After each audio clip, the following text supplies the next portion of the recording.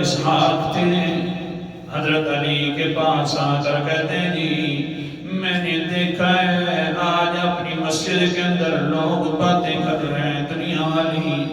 تو حضرت علی نے فرمایا جی ہاں سن لے، پھر اللہ کے پیغمبر نے بھی فرمایا تھا کہ ان قریب فتنے آنے والے ہیں. تو میں نے پوچھا تھا ان فتنوں سے نکلنے کا ذریعہ کیا ہے؟ تو حضور صلی اللہ علیہ وسلم نے فرمایا قال النبی صلی اللہ علیہ وسلم کتاب اللہ.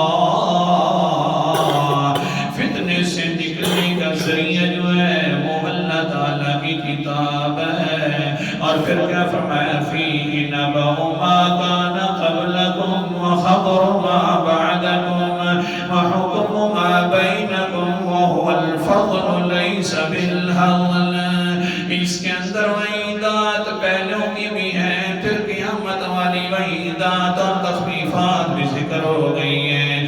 جو تمہارے کام ہیں ان کے فیصلے بھی قرآن مقدس کرتی ہے.